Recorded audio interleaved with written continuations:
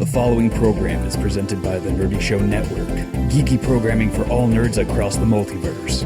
All Nerdy Show programming is made possible by A Comic Shop, Orlando's #1 comic shop and nerd destination, and with the generous support of listeners like you. To learn how you can support this and other fine geek programming, visit nerdyshow.com.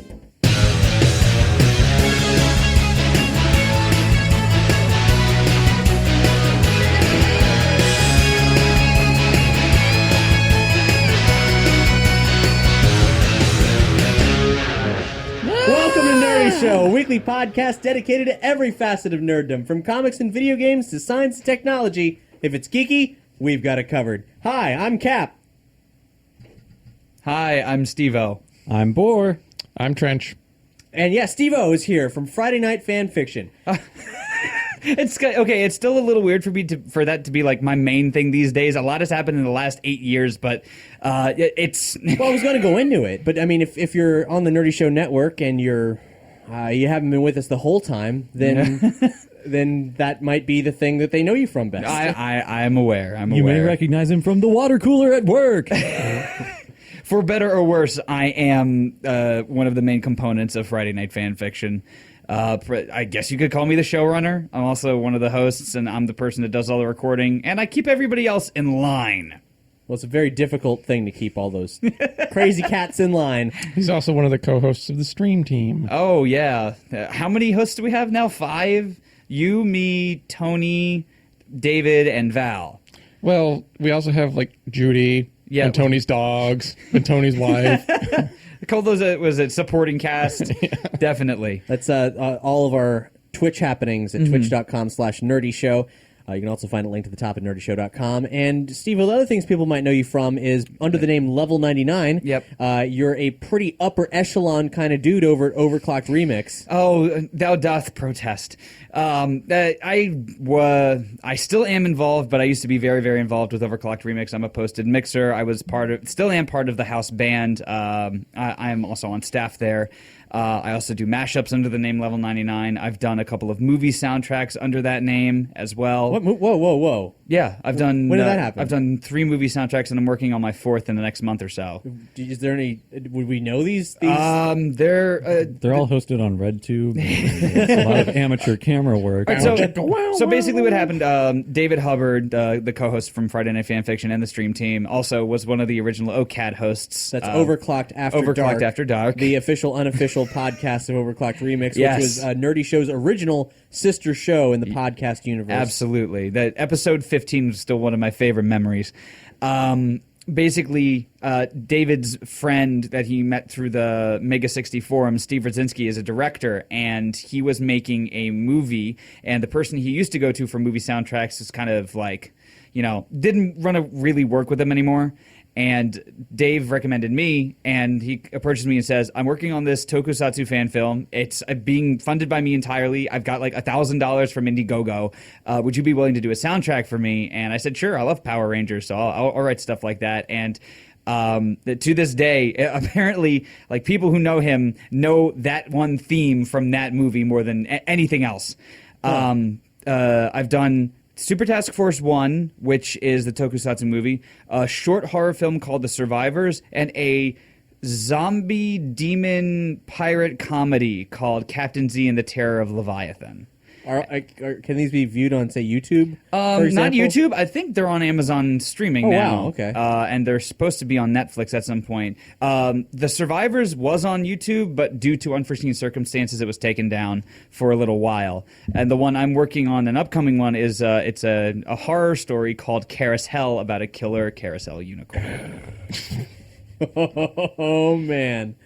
That's right up there with... The latest Kevin Smith joint, Yoga Hosers, and it's army of Bratzies, the Nazi bratwursts. Have you seen the trailer? I have not seen that. This is my first time hearing about it. It's part of what he's calling his Maple Leaf trilogy about films just taking place in Canada. It started with the horror film Tusk, which Doug was in the first minute of, and then it's going to finish up with a film called Moose Jaws, which is the film Jaws verbatim, but at a summer camp with a moose. That sounds amazing. That sounds like something I would aspire to do. Jay and Silent Bob. That sounds like something I would dream about doing. And actually, I want to take this moment because Yoga Hosers, the trailer's up, and people don't know what to make of it. And I understand completely. Believe me, I'm right there with you. I got a little disenfranchised with Kevin Smith after loving him as a teenager. However, what he's doing with these films of just making the most absolute batshit crazy tangential idea independent movies is actually pretty noble. He's making movies for him, and we don't have to like him, but then we'll go along the ride for like this nonsense. I mean, it's about his daughter and Johnny Depp's daughter as clerks in the middle of nowhere in Canada, fighting off tiny bratwurst Nazis, and also Johnny Depp is there as his weird inspector character from Tusk, and like it's just a weird movie. It's just being super duper weird, and I admire that, and I really want to see it. Actually, this sounds like something that's right up my alley. It's weird. It's out there. It's unique. It's something that's very abstract. So, yeah, that sounds awesome. And the Bratzies look really good. Like the makeup is really good. Practical effects? Yeah. Oh, I mean, but it's green screen and like some CGI and stuff. But I mean, like when you get the close-ups of them, like they're like a. Okay, so we're not talking like Wolf Cop or Thanksgiving style. Well, I've actually never seen either. Oh, really? I've heard good things, but that's the murderous turkey one, right? Yeah, that is the murderous. I have seen that one. Yeah. That's the movie company that came up with Thanksgiving and Thanksgiving 3 deliberately. There is no Thanksgiving 2. I think I saw the third one. That might have been the only one that I saw. Well, second one that's labeled 3. Right, exactly.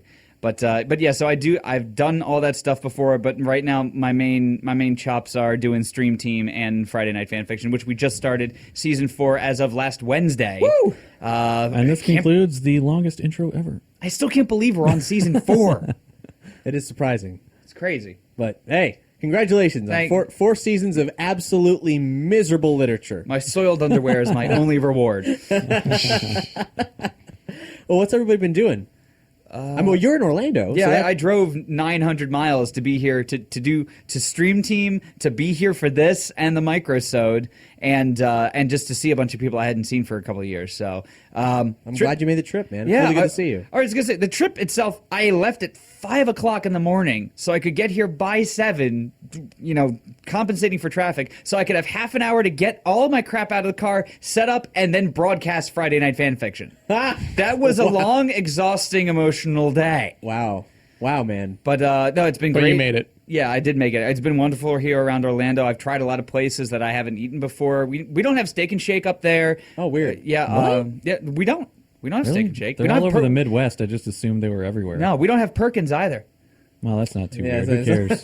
Well, I'm just saying, like, there's a lot of stuff down here that we do not have up there. We're too We're too low for Tim Hortons. We're too high for Steak and Shake. So, whatever. Baltimore's all right. We got Fogo de Chao. We go there and get in a meat coma. Fogo de Chao sounds like a great drag queen name. It's one of those churrascaria Brazilian steakhouses. Okay, we've got a couple different kinds here. Yeah. but otherwise, the trip down here has been great. It's been very therapeutic. My first actual vacation in a long time. So, very happy to be here. Cool. I don't know what else you brought me on the show for, but... Tell us all about your first public sub. It was good. A lot of lettuce. That's why we brought you on the show, to tell you all about that. Just to review public subs. Yep. Well, it was a chicken tender sub, and it was some buffalo sauce on it. Mojo pork, or mojo pork, however the hell you want to pronounce it. But Bor, you moved recently. Yeah, I recently moved to a new house, and my girlfriend purchased a lot of IKEA furniture. So can you pronounce any of the names of the furniture? No, not even one. When I was walking around the IKEA, I had some really clever things to say about some of the names, but I can't remember any of that now, nor would it even be funny out of context. But but my spare time has pretty much just been assembling furniture and playing Overwatch when I'm not sleeping or working. So that's been my last couple of weeks there. So I have to ask, who's your Overwatch waifu? Overwatch waifu. Oh, man. Like, which one am I most sexually attracted to, or which one do I play the most? Yes. Oh, man. I guess I think I play Diva more than anything else. Diva's very, very cool. Yeah. And since I'm also dating a Korean girl, I guess that would be the correct answer. She's like, oh yeah, I'm really into Koreans, I guess. Okay. Valid answer. Valid answer. When I was at Indiecade at last year's E3, they actually had an indie game. I cannot remember what it's called, but maybe you, dear listener, might know what it is. It was a game about assembling hypothetical IKEA furniture. It all had bullshit, crazy names, no instructions whatsoever, and it was Just like IKEA. right? It was about shaping all the taking all the components of say a 4-tier shelf and shaping them into abstract art in different rooms of a house. Because you could attempt to do it right. It just sounds like you're narrating my life right now. It's supposed to be a coat rack. It looks like a doghouse. It was called Bore the Game. Bore, the game. But yeah, no, it was actually a lot of fun and weird. And if you remember what it's called, let me know, because I don't remember, so I would like to know. Yeah. How about you, Matt? It's been a while? Yeah, been working a lot. When I haven't been at work, I've been consuming aged media, I guess you can call it. I thought you were going to say aged cheeses or aged meats. Fine wines. Yes. I say this cracker pairs very well. Properly aged steaks. Asiago cheese. Just stuff that, everybody has always been kind of like, you should watch this or check this out, and I just never have. So I watched both seasons of Young Justice. I watched Gurren Lagann.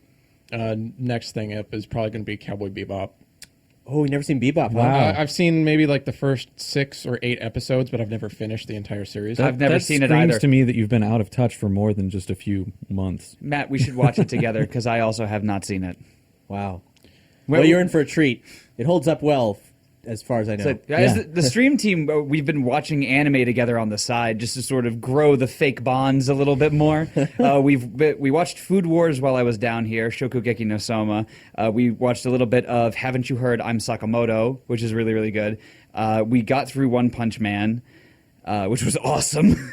I did finally watch a little bit of it, and it is actually awesome. Yeah, so, it's really, man, really I was shocked that it lived up to the hype, because I started Attack on Titan and I was like, ugh. I couldn't stand Attack on Titan. Okay, it's Attack so on- slow. I and could not boring. either. Attack on Titan was sold to me by none other than DJ Pretzel himself, David Lloyd, and he wow. said, this is an anime that subverts all anime tropes. And I took him at his word, and I watched the 2 seasons of it, and I come back to him and was like, yeah, it subverted a lot of them, except Except for bad animation that's like lazy and dodges There is budget and a screaming protagonist. There is a Lake Superior full of high-def anime tears from that show. It's just, there's so much fake melodrama and internal monologue in there. It epitomizes that one trope. So Yeah. I thought it was okay, though. I like the creepy parts. There weren't enough of them. There weren't enough of them. The artwork is gorgeous, though. A lot of the stills are very, very yeah, pretty. when they do it. Yeah. The last thing I've pretty much been doing is playing Dark Souls 3. Oh, punishment. Not as bad as I thought it was going to be, because I never got into Dark Souls until 3. Except for one time when I played the first game and Brandon came over to our house for some reason. I can't remember why. And then he started giving really bad advice about playing the game. That sounds like Brandon, all right. So he's been punishing himself with Dark Souls 3. I've been punishing myself with IKEA furniture. I've been punishing myself with a 900-mile drive. There you go. That'll work. Yeah, we're all just in agony over So here. what nerd flagellation have I done? Get out of here with your $10 words. Flagellation. That was a $15 word. Well, I beat Fallout 4 finally, which I realized recently is actually the first time that I've bothered to finish the core story of any Bethesda game I've ever played. What made you do it Did this you play time? Dishonored? No. Oh. I really wanted to. It looked amazing. It's so good. What made you do it this time as opposed to others? That I have somehow, for all the hours I poured into Oblivion, and admittedly I didn't pour as many as I'd like to into Skyrim. Skyrim was so good too. Yeah, I had Skyrim came at a time when I was much busier than when Oblivion came out, so it just didn't pan out right. And Fallout, I'm real busy, but for some reason Fallout 4 has absorbed me more than any game in like the past 10 years. So it was very absorbing, and really the new Far Harbor expansion came out, and that's it sends you off to Maine for some kind of quest involving Valentine, the replicant detective, and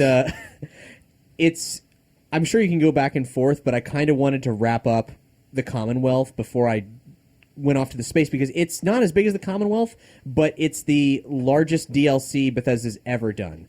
And you're indicating that's gone over your head. The Commonwealth is the Boston area as seen in Fallout 4. Okay, all right, thank you. So I was wrapping things up, and I knew that there were a lot of kind of game-changing things that were going to happen at the end of this game, and I wanted to just see where it all went. So I did, and I really wish I could talk about it here, about my experience at the end of it, because there's some stuff that, whereas it was neat and interesting, I got some frustrations that I want to vent, but I can't due to spoilers, so I'm not going to. I've never heard of any frustrations in any Bethesda game.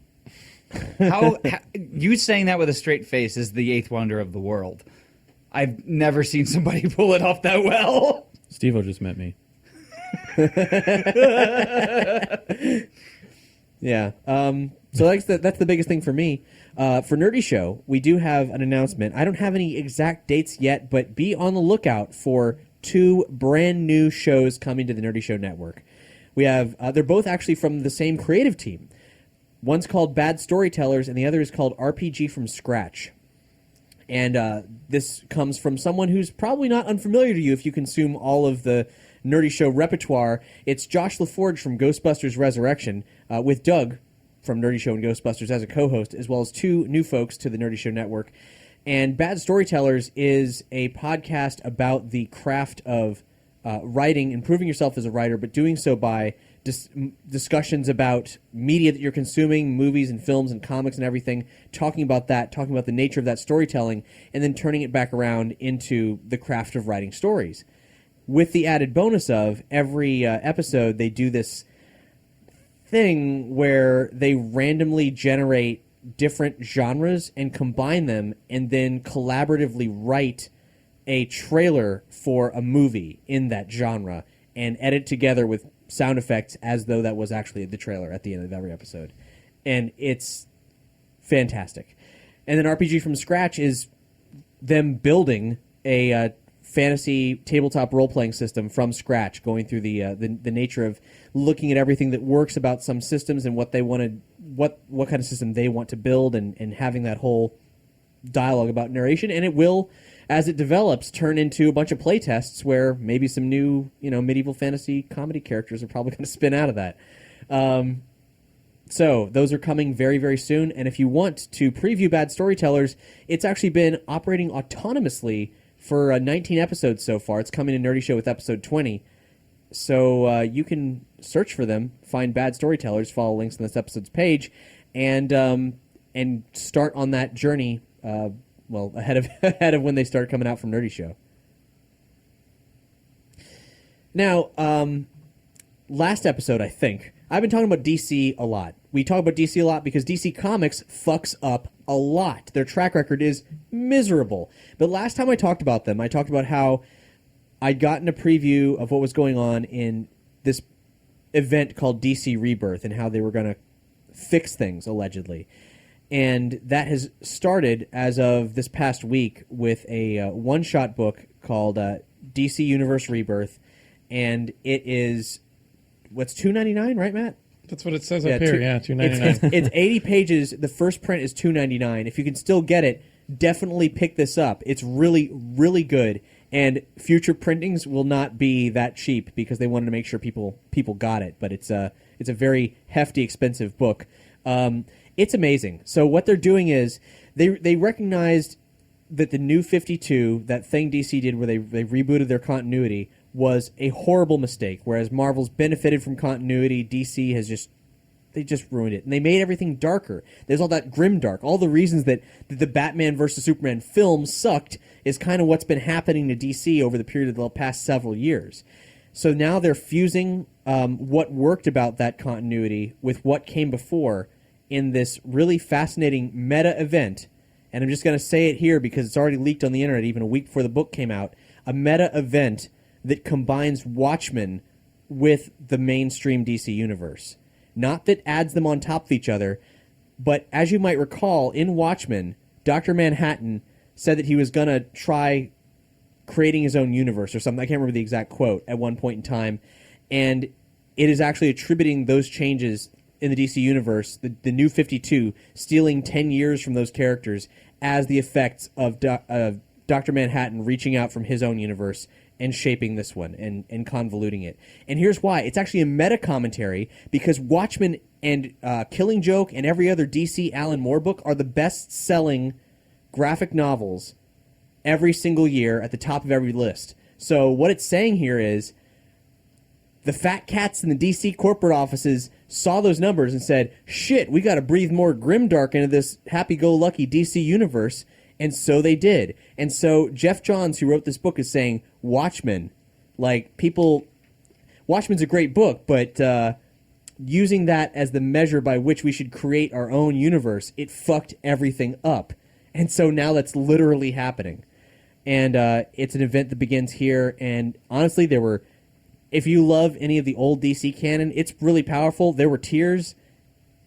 It was amazing. So DC Rebirth, I don't know can they pull it off as it continues on. I don't know, but this one issue, at the very least, is the best thing to come out from DC Comics. What's the best single issue? I don't know. It's really good. It's really, really good. I just read it. I didn't like it. There isn't enough Tim Curry. Which Tim Curry were you anticipating? Any Tim Curry. Communism's a red herring. Hey, red herring. No, I don't read comics, but what I just skimmed through, that was really freaking good. Cool. So it doesn't take a lot to get my approval. Well, hey, you know what's funny about not reading comics is sometimes people who don't read comics have shitty opinions that they then project onto comic books. Really? Even though they have no relationship with it. For example, something really unsettling just happened with Captain America. Unsettling not in that what happened in the comic was really unsettling, but what happened in reality that's unsettling. What do you mean, all the social medias and whatnot? Well, kind of. Why don't you take the reins on this one, Matt? Well, I haven't read the book. All I've just basically have seen is what's blown up all over Facebook. But it's the first issue of a new Captain America story, and the last page, Captain America says "Hail Hydra," indicating that all along Captain America has been a double agent for Hydra and is a bad guy. And apparently he just got a sense of humor. Apparently the author has come out and said that no, that's Captain America is a bad guy, and there's no time travel, brainwashing, whatever going on. It's legit. Really? Now that I didn't hear, because I've read the issue, and I was reading the story, and it's written by Nick Spencer, who's a great comics writer.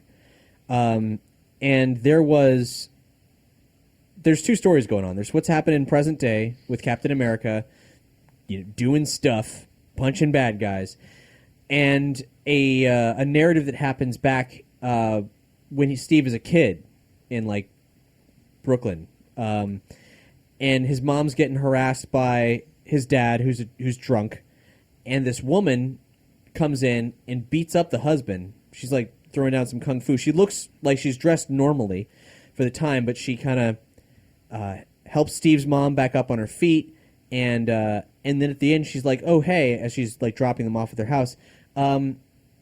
It's not a big thing, but I'm part of this social club you might be interested in. It just if you want to talk or anything, and it's this flyer with the Hydra symbol on it. So because of things that are going on in the current continuity with Red Skull, who has a piece of Professor Xavier's brain, Professor Xavier who's dead, grafted into his head so he can control people telepathically.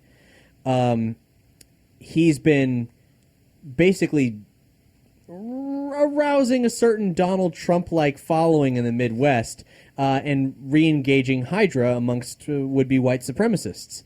And so I assumed that he, with all of his vile machinations, implanted someone in the past. But if Nick Spencer, who would coerce Steve's mom and then thereby change the timeline at that moment in time, because he doesn't just say "Hail Hydra." It's not just him saying "Hail Hydra." He straight up killed somebody. He killed an established character, not a popular character, not one whose name I remember right now, but a character who's been around in the Marvel Universe for quite some time. So, he pushed him out of a plane. Maybe he survived, but it seemed unlikely. But it's comic books, so who knows? Yeah. But I did take it to be time travel, so he's saying it's not time travel. Yeah, I'd have to pull it up and try and find it to see where it came from, but that's just kind of, most of, like, everything I've seen has been, reactions and reactions to reactions on Facebook. Yeah, because I know people, like, the thing with comic books is we see this a lot, because I work with Aaron from a comic shop quite a bit, and what we see a lot is folks who don't read comic books having violent social media reactions to things that happen in comic books when they see one panel from it, when they have someone poorly summarize what it is or what it means, like, missing the entire context for what it is, and also not having the understanding that it's comic books, it's a fun, fluid narrative storytelling, so if Nick Spencer writes Captain America in Hydra and writes him as a bad guy, he has an escape plan, and if he doesn't, someone else does. My favorite thing that has come out of this, though, has been people photoshopping over the top of it. So you've got Batman, saying, I killed my parents. You got Spider-Man saying, fuck responsibility. And then you've got Deadpool saying, I hate chimichangas.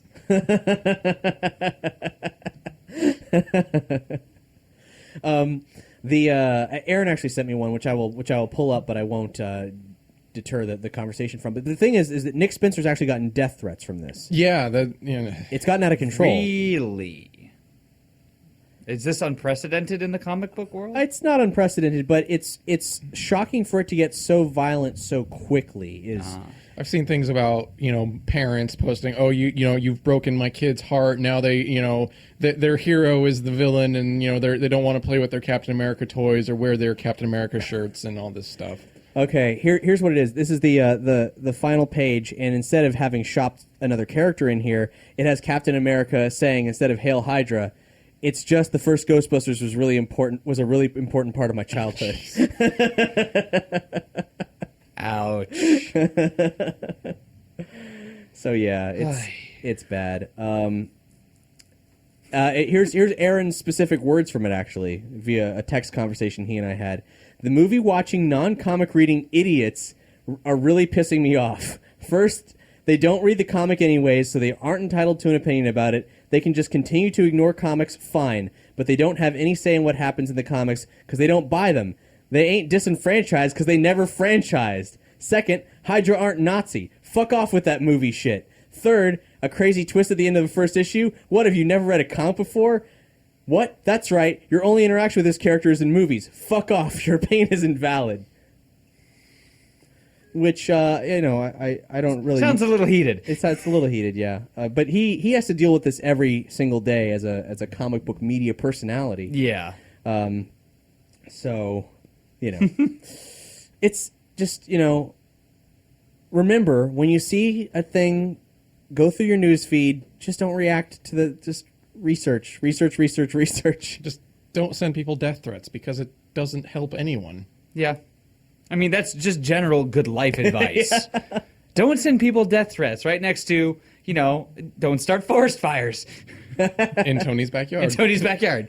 Now, or his bathroom. You guys have been joking off camera, effectively, about setting fires in Tony's backyard. I feel as though there's something I should know. All right, so just one of those things where it just shows the kind of comedic interaction we have even when we're not doing broadcasting or anything, where Tony comes downstairs and says to Matt and I... He doesn't let us know beforehand or anything. He just springs it on us. Hey, I've got these boxes that need to go out to the recycling. Would you mind giving me a hand? And, of course he phrases it where it's, because Stacy is nagging him to do it, but... And then I just look at Matt and go, sure, we can help. Grab the lighter. They're like, no, we're not lighting this on fire. And he just mentioned earlier about the leaves in the backyard and how, they'd cleaned up, the apartment complex had cleaned up some of them, but there was still a lot out there. It's like, well, we can solve both of these problems at the same time. Then he starts saying, we're also not going to feed the cardboard to my dogs. I'm like, well, no, because the last time we lit the dog on fire, it didn't end well. So it's just one of those one-liner things that it gets turned into a whole bit. So was there an actual fire? Or? No. Oh. But it's very funny to hear it's Tony... It's not as good of a story if there wasn't an actual fire. It's funny to hear Tony faux frustrated. He's really good at pretending. It is really easy to get him frustrated. This is true. Like, real frustrated is fine too, but it's just good to hear him Just pretend to I'm gonna be. put this out here. You can toss it back to me or whatever. But I'd say consider starting a small fire. Just a little one, just a tiny one. You got some matches we can borrow? Yes, if you promise to do it. We're not promising to do anything incriminating on air. It's not happening. Well, you've already incriminated plenty. Well, with my show, with many things. I ain't saying what. He was actually interrupting us watching an episode of Agents of S.H.I.E.L.D., so... Okay. But because That's a cool extra fact. Well, it's... Tell us more. Oh, right. We're Did supposed you- to pretend to segue, right? Oh, no, but now it's weird. But hey. So I guess you were engaging in your ongoing quest to watch all of the Marvel Cinematic Universe in chronological order. That is Stevo. correct. Yes. As I mentioned before, the stream team people, we've been trying to sort of just hang out and watch stuff together. And one of those things is I told Brushfire, David Hubbard, that I haven't seen any superhero movie since Iron Man 1. And he's like, all right, we got to change that. Civil War's coming out. You got to get caught up before you go see it. And I'm like, sure, I guess. I mean, it's like, I've got negative 16 free hours in a given day, right? I can totally squeeze this in. Oh, yeah. So we started watching based on the supposed chronological order of watching this stuff as it happens within the universe. So we started with Captain America, the First Avenger, which I went into it knowing more about it than any of the other movies. And I loved it because... I love the director. The first work I ever saw of his was The Rocketeer, still one of my favorite movies of all time. I love Chris Evans as Captain America, and I thought that was a really solid way to get things started historically. Mm-hmm. According to the strict chronology, you're supposed to watch like 2 seasons of Agent Carter after that, which I sort of skipped over. It's not a bad move though, because it's a good show. Really? It's a great show. Okay, so maybe It's better than Agents of S.H.I.E.L.D., I can tell you that much. Well, again, to each their own. So let's see. I will compare myself. After we watched that, it was Iron Man 1. They told me to skip Iron Man 2. In fact, the chronology itself said you might want to skip Iron Man 2.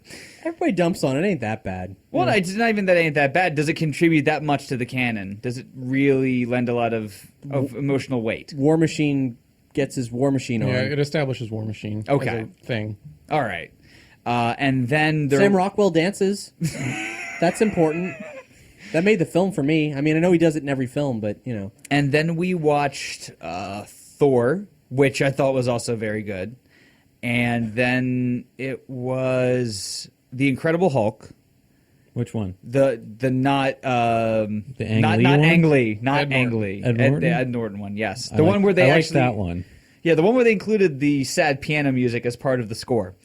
And then it was the Avengers, and that was the end of like Phase 1 or whatever Right. they call it. Yeah. And then before watching, we're currently waiting on me to get back home so we can watch Thor: The Dark World. Before that, we watched Iron Man 3, which, to be honest, I enjoyed as much as I enjoyed Iron Man 1.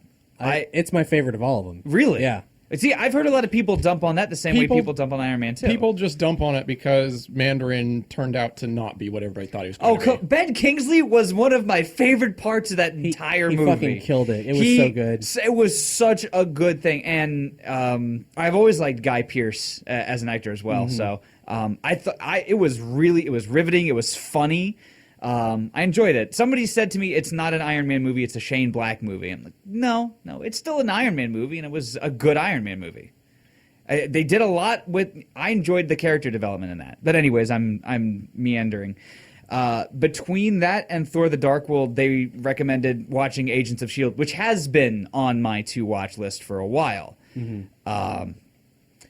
Well, it has its moments, but that show, I wish it was less of a mixed bag. It's been very difficult for me. people keep telling me I'm wrong when I say it. To me, it just strikes as Game of Thrones in the Marvel universe. Who's betraying who? Who's gonna die? Just a lot of manufactured drama. Obviously, it's not as sprawling of a landscape of people, but I feel like Game of Thrones sounds like, for all the love people have for Game of Thrones, that's like a compliment. But what you're talking about is not a compliment. No, I actually thought of it. It's an engaging series in my perspective. It keeps me wanting to watch the next episode. It's had some really amazing moments, but Yeah. generally, like, half of every season isn't great. Is the okay. rule. For me, above all else, the storytelling and the casting in it are very, very good consistently. I love Ming-Na Wen in almost anything she's in. She's really good. I mean, she stole my heart as Chun-Li, so and she was in 2 video game movies. She was Chun-Li in Street Fighter, and she was in Double Dragon as well. Oh my god, It's Wow. scary that I know this. wow. But the casting in general is just very, very good. And I've kind of stuck on that tangent of Agents of S.H.I.E.L.D., and I've watched more than I should have, but it doesn't matter. I'll let people know when I get through Phase 2. I do plan on seeing Civil War within the next 2 weeks, so I'm going to be burning through this. But you're gonna watch them in sequence with the films, right? Because they have notes that it hits as because Shield is concurrent to the release of the film structure, so Yeah. it'll reference each other. Like the dynamism between Agents of Shield and The release of the movies. and Winter Soldier specifically is a reason to watch Agents of Shield. Okay. What about Daredevil and Jessica Jones? Those are on there. Daredevil is also on my to-watch list. I don't have Netflix. But that as soon as somebody can lend me their account, I do intend to watch that. And also, season 1 is on Blu-ray now. Really? Yep. All right. It's a thing. I bought 2 Blu-rays for the first time in ages. I bought Deadpool, which I saw out of whatever friggin' context you want, because it's Deadpool. It's its own context. It's its own thing. Yeah. I love Deadpool. It's so good. It was super enjoyable. Ryan Reynolds was built for that role. And I bought Force Awakens. So, Cool. But yeah, from a perspective of somebody who is not into comics and who was very late to the game in terms of watching the superhero movies, I thought I wouldn't be as enthralled as I am. But as much of a money-making machine as it is, they've put a lot of heart and a lot of effort into making these rewarding experiences cinematically. I actually feel like I've missed out by not seeing them sooner. So it's... I'm actually, and this I asked you to share this after you mentioned this was a thing, because I'm really fascinated by it after this much time has gone by, you Right. experiencing this for the first time. So I think this is a very valid experience you're having here. Yeah, It's exactly. kind of like a Luke's late to everything almost. It is. I haven't had one of those in a while either. I mean that's fine, and yeah, you can say that I should have seen it sooner, and I honestly feel like I should have. you but do you, man. no, I know, but at this point, it is way better than I thought that any current production company or studio could have made it to be. Yeah, The yeah. translation from comic book, even though I don't have a lot of experience with it, just the end product. You know how people say, video game movies never end up well. Yeah. There's like maybe 1 or 2 that stand out as good experiences without being tied to the video games. The first Resident Evil movie is one of them. Silent Hill is another one that I feel is a great cinematic experience. The Marvel movies, even if you have no history with superheroes, with the comics, it is extremely engaging, and I've loved it. So you don't think that the Super Mario Brothers film stands on its own without any context? Oh, it stands on its own, but it's drunk. It's a completely different standing there. Which I think it was. It's been 23 years since the movie was first released. That's really scary. I was over at Hex's house the other day, and we watched it together, and it is still Dennis Hopper and Bob Hoskins and John Leguizamo, and just every aspect of it is the epitome of so bad it's good. I love it. It's like the Howard the Duck film where it doesn't. Ooh, man, it's like you want to compare it to the source material, look somewhere else. But Yeah. but as its own thing, it is crazy. Yeah, exactly. But yeah, so with the whole comics thing, I'll round up my experiences that I am hungry for more. And I know there's been a lot of discussion lately between nerd circles that, are they doing too many? Are they making them too big? Are they coming out with them too fast? But at this point, they've generated that hunger, and it is legitimate. And if they can continue fulfilling it and satiating it, they're going to be doing this for a lot longer than I expected them to. So that's my bottom line. Cool. Well, it's time for some shout-outs. Because Nerdy Show is entirely listener-supported. In fact, If you haven't imbibed in certain Marvel films, you can do so on Amazon, such as picking up that Daredevil Blu-ray release. And you can do it through Nerdy Show's links at nerdyshow.com/Amazon. Anything you buy on Amazon through our links helps fund the entire Nerdy Show network. You can find all the ways to support us at nerdyshow.com/support, including one-time donations and also the ability to fund us monthly on Patreon, where you get all kinds of wonderful rewards in return. Actually, Stevo, you mentioned Force Awakens. That reminds me that I wanted to mention that we did have a new State of the Empire out this week, our Star Wars speculation podcast, where we look for news in Alderaan places. And so if you're not tuned into that, you should definitely go to nerdyshow.com/Star Wars and get turned on to that. That's one of many shows that got released early, because when a show comes in early, when we have it ready to go, anybody subscribing at any dollar amount on Patreon, well, you can listen to it early. And we actually have a second special State of the Empire episode that's coming real soon, early to Patreon, maybe weeks early at this point. So, speaking of Patreon, we are at $905, so we are $95 away from our next milestone. yeah, that's true. That next milestone that's going to help us fund the editing of additional shows, like Pokeballs of Steelix and Atomic Robo Nuts and Bolts and all kinds of stuff. Lots of series that have kind of gotten somewhat cobwebbed that we'll have more means to bring back effectively. And we have some shout-outs from Patreon. Let's see. First up, we got one from Kutsushita. And Kutsushita got some very interesting spam mail. And I thought it was perfect to have you read it, Stevo. Can I do this in one of the fan fiction voices? Can I do this as Homestar? Yeah, do it as Okay, Homestar. Yeah. Sendor, Miss Homia Fonesca. Subject, smell some fresh body of adorable Homia Fonesca. Pleased to meet you, Inquisitor. I found your images on FB. You are rogue. My BF isn't giving me any love, and I need a real man to come over and give it to me. 8- and parentheses. Is a big eye smiley face. I'm very playful in bed and willing to try new things. Am I your type? I have some nuts for you. Sunglasses smiley face. I am waiting for you. Welcome. I hope that was worth it. And there were a lot of strange characters in that in the text for that. Yeah. You want to hold that up to the camera for those sure. watching on YouTube? I've never seen it before. There's like weird lines over the letter G and the letter V and all kinds of strange shit. Europe has a lot of languages, so. I'm assuming Miss Hermia Finesca is from somewhere in the Euro bloc. You are rogue. You are rogue. You didn't roll a Death Knight. You're a rogue. Spam mail usually does that to avoid filters. Oh. I'm still caught up on, Hello Inquisitor. No, it's pleased to meet you, Inquisitor. Yeah, there we go. And ending something with welcome. I think she's from Moonside, from Earthbound, where, yes is no and no is yes. Like, that's some fucking Moonside shit, and all those moon runes she's throwing up in that email. All right, Kutsushita, you need to respond to this and ask her what are nuds. Please. I think it's supposed to be nudes. I'm aware of what it's supposed to be, but you should respond and ask that. Like, engage in a conversation with this. How much are you charging for these nuds? Yeah. I mean, is it a kind of candy? Now, we also got a shout out from Sean Hutchinson, who has a very interesting proposal for us. This is Nerdy Show.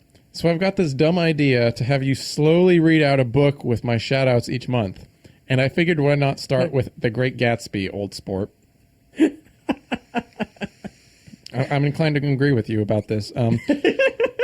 In my younger and more vulnerable years, my father gave me some advice that I've been turning over in my mind ever since. Whenever you feel like criticizing anyone, he told me, just remember that all the people in this world haven't had the advantages that you've had. Yep. So are we going to get sued to oblivion for having that part of the story? Well, it was a consideration that he made of like, if this is, there's any kind of legalities to this, don't do it, obviously. Okay. But my impression was that the estate of F. Scott Fitzgerald probably wouldn't mind if we read a few sentences. What would be a problem, once a month for the end of time, because that's how long it's going to take to get us through the damn book. But what would be a problem is if we edited all those together into an actual, Yeah, I think just a full snippet reading. or two is under fair use. that reminds me of that's- something I'm that'd be going to bring fine. up after the shout-outs. Well, that's the end of the Patreon shout-outs. Not the end of Okay. the shout-outs in general, but Okay. is this a good time? Yeah, no, that's fine. A couple years ago, President Obama came out with an autobiography, and there's an audiobook version of that biography. Mm-hmm. And somebody on Something Awful recut the entire autobiography, Oh, boy. turned it into an original story about gods and the existence of the universe. It's called, I can't remember the name of it. I'll have to look it up. But they did it so that his vocal cadence, it sounds natural. Oh, Son of Strelka, Son of God. That's what it's called. Okay. It is a very interesting experience. It's basically remixing an audiobook. That sounds amazing. It That is sounds like an crazy. incredible project. He also wrote original music to the entire thing. It's like some weird outsider art kind of like theatrical experience. And it is Obama reading it the whole time. Yes, it is. Oh, my God. That sounds great. That's incredible. Go check it out. Son of Strelka, Son of God. So I hate the internet. if you back us at $10 or more, you can have us do whatever you want. With some limitations apply, but generally whatever you want. With a shout out once a month, and that's what these guys are doing here. And Sean, I look forward to future excerpts from The Great Gatsby. But that's not Patreon gets you all kinds of weird perks like that. So you should definitely check out everything we've got over at patreon.com/nerdyshow. But we also have a way you can support Nerdy Show without any kind of money whatsoever. If you rate and review us on iTunes, we have a feed for all of Nerdy Show, the Nerdy Show Network feed. We have a feed for Nerdy Show, just this show, and all the other shows on the network. And we could really use your help. It has come to our attention that the sweet spot for, let's say, substantial returns on visibility and so on, as preempted by these rating and reviewings and so on, is 250. So right now we're about 74, 75 or so on the Nerdy Show Network feed, and much lower, it'd be like 25 or something on Nerdy Show. So we need all the help we can get. If you've liked the Nerdy Show Network feed, if you could like Nerdy Show the show, please do that. That would be amazing. And similarly, if you haven't had a chance to like the Nerdy Show Network feed, just do it. Blanket the whole thing. You can go to nerdyshow.com/ what is the URL? The one for all the iTunes stuff. Well, just go to nerdyshow.com/support. We do have a link on there to the iTunes stuff. Spread the word. Nerdyshow.com/spread the word is the correct URL. And it's got all the links to all of our feeds on there. If you have a little time, just click in a 5-star rating. If you have a little bit more time, you can always leave us a review, and that would be super awesome. But that increases our visibility on iTunes, and it's cool. It's a good thing to do. You should do it. Please do it. Thank you. And we have a shout out from iTunes, and I believe Boar has that shout out. That review is what it is, not a shout out. Those come from Patreon. You believe correctly, because I do have one from Mjolnir, and he writes, "Do you like comics, cartoons?" And this actually broke my brain a little bit because it just says genre TV shows. Pleased to meet you, Inquisitor. Yeah, I don't know what that part's about, but science or technology. That means when you say genre fiction, that means science fiction, Western fantasy, like something that applies specifically to a niche rather than say, House or Beverly Hills 90210. So like genre fiction, so sci-fi fantasy. That's what he's talking about there. It's a turn of phrase. Sure. Okay. These guys and gals have it covered. I absolutely dig this podcast and its network of incredibly quality nerdy shows. And with the exception of Derpy Show and Pokeballs of Steelix being on sudden hiatus, they're flawless. Flautist. That was not a flawless sentence coming from my mouth. And also, I'd like to comment, what the fuck? People keep railing on Derpy Show being gone. We've addressed it multiple times. I'm What's not gonna go Derpy into it Show? again. I don't know. At this point, it's been gone so long. Who even knows? Was it ever there at all? That's a good question. Well, Bor, I'm curious. How much feedback did you get when Derpy Show was on the air? You kind of like, where were you when we were on the air? That is a little bit how I'm feeling. We had maybe 2 or 3 people that would regularly comment and be like, "Hey, I like this episode," blah blah blah. And then we go off the air, and a few months later, after we've been gone for a little while, we get all these people that are pissed off, and we're like, okay, well, maybe if you were around and egging us on, we would have maybe not gone away. Welcome to Overclocked After Dark territory. I can't tell you, even to this day, how many people are like, I really loved Overclocked After Dark. Do you guys think you're ever going to do it again? No. we didn't have that many people supporting us, so it's just what happens. Well, maybe someday, right? Shrug. Yeah. That's why it's a lesson to you guys out there listening right now, that's why you have to actually participate along with the podcast in some way, shape, or form. If you're not giving money, talk to us on our Facebook group, share stuff, talk to us on the forums. Yeah, reach out in any way. We're here. We listen and read absolutely everything you could possibly post, even if you're posting. I found somebody posted on one of their friends' walls about Nerdy Show the other day. So we will Which find was actually every comment. factually untrue. Yeah, it was actually untrue too. We do not we do not record in the Geek Easy. Oh yes, someone. Did you show me this, Matt? I showed it to you. I forget the name of the person now, but if you recently. It was Sage Zero. Was it right? Wasn't it? No, I don't think. Yes, it was Sage Zero. Okay, sure. Well, Sage, we haven't recorded in the Geek Easy for years at this point. It's a big room. It's far too echoey, and also there's loud people drinking in there now Constantly. He was pitching that place as sort of like you could go there and watch Nerdy Show being recorded. It sounded like, and I was like, no, that's not a thing. We have recorded Nerdy Show live there, our live game show thing. We beta tested a couple times, and if we ever do it, we'll certainly do it there again because it's a lot of fun.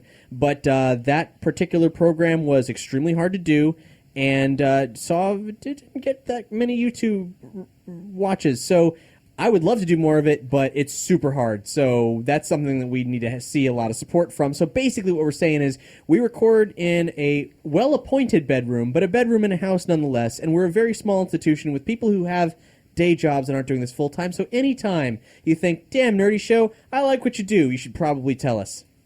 Yep. And thank you, because you're the best. And if you can't help out monetarily, seriously, comments and stuff, they lift our spirits. Yeah. So Who needs a mother's guilt when you've got Cap? I'm sorry. I'm sorry. And coming from this, a guy who had a Jewish mother who was great at guilt trips. I mean, I don't. Spending all this time self-promoting during the episode, I don't like doing this. I do like reading the notes and stuff, but I don't like spending all this time doing that. But it's something we have to do because if we don't do it, we shrivel up and die.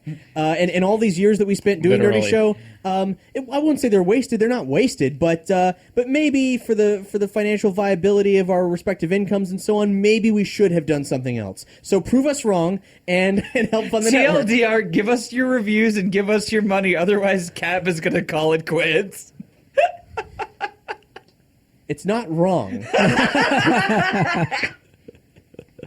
So I have a controversial solution to iTunes. What's that? not iTunes? using iTunes? No, I was going to say, didn't NeoFaust code some bots to play WoW for him back in the day? Yeah. Could have him code some bots for us. To play iTunes? It's To definitely leave To reviews. play iTunes. Actually, do you know how hard it is to get an iTunes account these days? I tried to log in to do all the rating and reviewing and stuff, and it was like, give me your credit card, and I'm like, fuck you, Apple. And I do know that's a How thing. many credit cards would you have to have to bot And I'm upvote stuff? Random generated. I'm very grateful to all of you who have jumped through those shitty hoops. I really do appreciate it. We all do. So, thanks.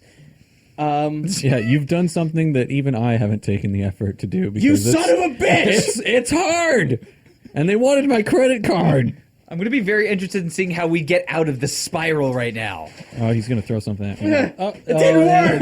It didn't work. I didn't want to throw something too hard. Here, throw this. No. It's metal and it doesn't even belong to me.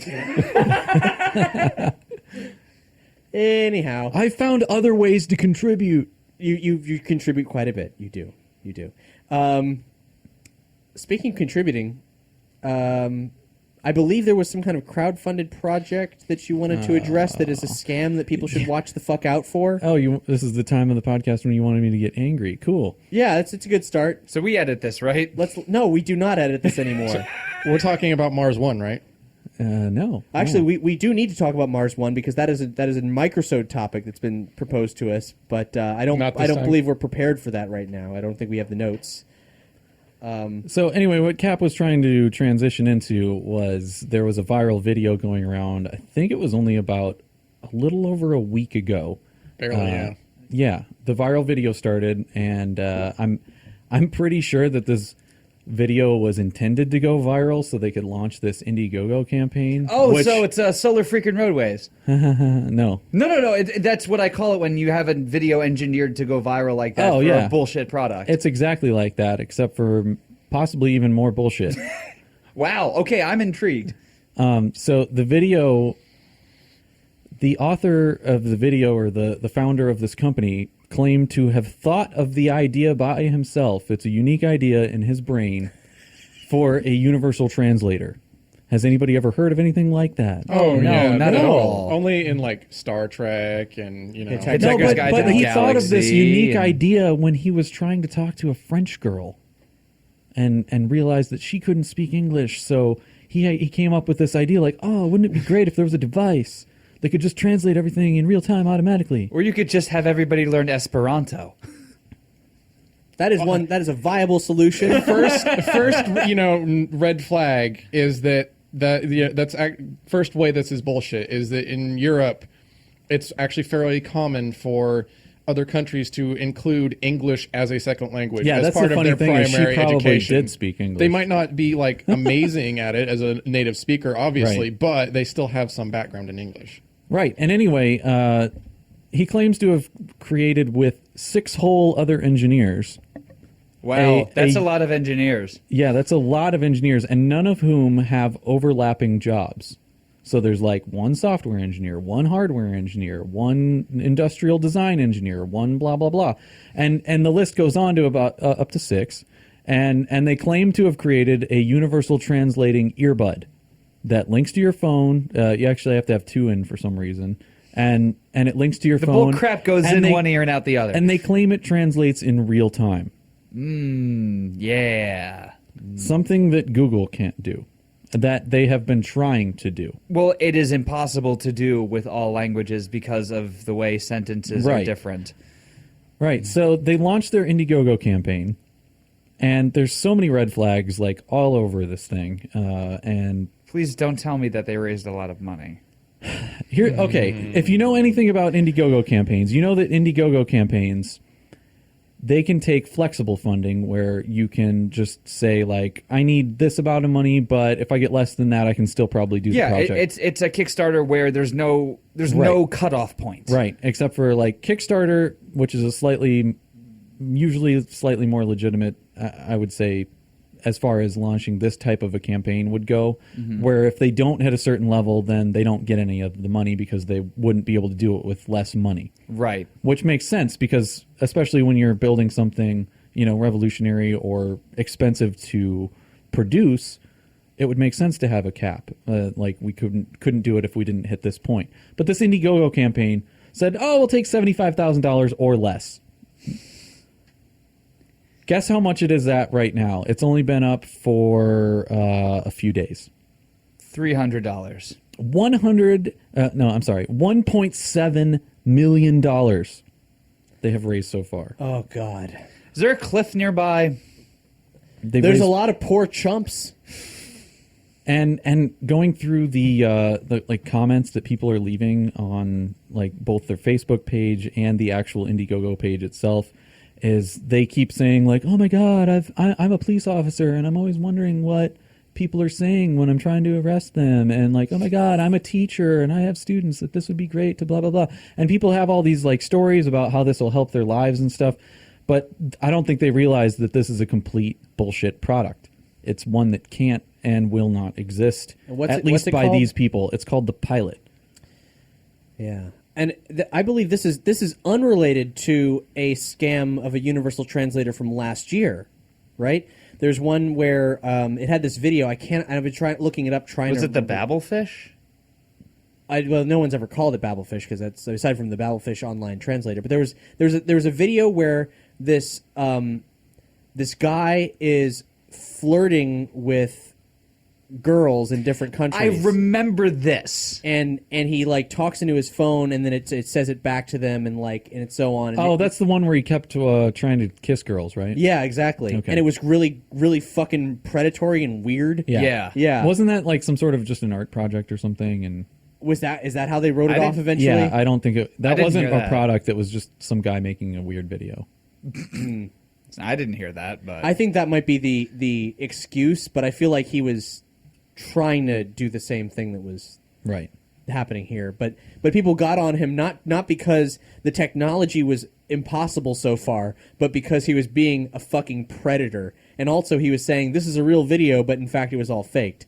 But yeah, I mean, like, I can't 1.7 1.7 million. It's actually closer. It's probably closer to 1.8 by now, actually. Jesus Christ, that's terrible. And yeah, man. And they haven't showed off. They don't have an actual product yet. They have earbuds, and they say that it's going to connect up to an app, and it seems like the app is actually the product, but people aren't really even sure about that because they're really vague in the how and the what's going on thing. Man, they're just selling this idea of a universal translator and saying all this stuff, and it's ridiculous. That makes me very sad. And people in the on Indiegogo some of them are skeptical, but people are like, "Oh, this is a great idea. Why can't you just go along with it?" And of course the hater's gonna hate. You know, that's always a good comeback to, hey, this is a scam. Like I said, it's solar freaking roadways all over again. So. But I posted this on the Nerdy Show Lounge where we had a pretty good discussion about that. And I also posted it on my personal Facebook page. And I actually got one of my friends to... No! I got them to take their bid away. Oh, I thought you were saying you got somebody to donate. No. Don't scare me like that. Somebody already had... And then came back and read that and started a conversation with me about it on my wall. And I was like, hey, you really need to get your money back. And I was like, worst case scenario right now, you lose all of your money. Worst case scenario, if you listen to me and you don't back these scammers, is that you have to wait a little bit longer later on to get your product. Yeah. It's like, it's so unbelievable. And seriously, that is the most logical way to look at it, is right now, if you wait, all you'll lose is not being the first person to have it. It's not an exclusivity thing. Yeah.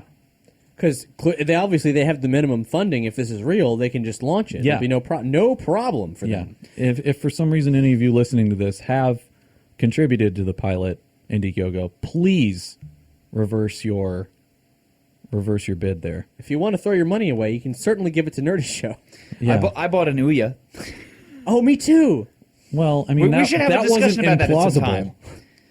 Well, we actually have a Microsoft request for failed video game consoles. All right. And when that Microsoft request came in, it wasn't necessarily like, but now it's top of the list, and beneath that, only just is Engage. I won in on that episode. Okay. I won in. But I mean, the Ouya, that wasn't anything like crazy or pie in the sky. Like they delivered what they promised. It just didn't turn out for them like they thought it was. Because they're kind of we'll save the conversation for another day. Yeah. I mean, but granted, if as far as scams go, I feel that the laser razor shaver tool from last year was far more viable than this thing. That was an actual razor that you were meant to shave with that had a frequency laser that had allegedly been tuned to a certain frequency of light that would cut hair but not your flesh. See, I would believe that before I would believe that there was a viable universal translator on the way. And I would also believe if you came up to me and said, I stumbled upon like infinite free energy. I would believe that for at least a little bit longer than you claiming that you came up with an idea for a universal translator and that it's going to come out soon with you and your 6 engineers. Well, that's even if he legit had figured this thing out. If he walked into Google, he could. Yeah, sell they would be like, dude, we're giving you all the money. Here He you would go. get way more money out of Google if he had this figured out than Google he would ever pay him for from that. Microsoft would pay him for it. Apple would pay him for it. There's so many people that would just throw money at this if it was legitimate. And it's going to happen, and it's going to happen in our lifetimes unless some kind of calamity murders one or all of us. But we're close to it, but we're not that close. No, it's not going to happen now. And it's even unrealistic in like Star Trek and stuff like that because it can't be real time. Sometimes it has to wait for an entire sentence to be spoken before it could even translate properly. Darmok Angelata Tanagra. Exactly. I'm glad somebody got that. Yeah. Well, I could talk about that episode for like an entire. We should do that at some point over drinks. Yeah. Well, maybe Stevo maybe now and we're getting off. Boar with a bottle of vodka. On the floor. New series coming to Nerdy Show. So that's it for us tonight, guys. Thank you so much for listening. Tune in next week where we actually do have a conversation over liquor. We're doing drunk Game Boy history, a listener-requested topic. Actually, the listener-requested topic was just Game Boy history. But thank you to Arceus, one of the folks here at Nerdy Show, for it was him adding a very important adjective to the beginning of that. He wasn't the requester. He was purely a meddler, and I'm glad he did. He contributed in other beneficial ways, though. Yes. Thanks for watching Nerdy Show. We're really thrilled that you stuck with us to the end, and we hope you enjoyed this program. And I'm losing my balance, so I'm going to step down. But hey, we do really appreciate your video patronage. So you should like and subscribe. The like button is down there, and the subscribe button is up here in the video screen somewhere. And if you like this, well, you can definitely support us. nerdyshow.com/support. That will definitely ensure that we make more things that are good. And yeah. Thank you. Thank you so much. Podcast at nerdyshow.com. Can I take this out now? Put it in deeper, whore! Do you have a tissue? I got my mouth. There, sandwich wrapper. Are we done? Please be done. Please be done. Please be done. Okay, fine, I'm done. Goodbye. God damn it, Bart! What about that bottle of vodka?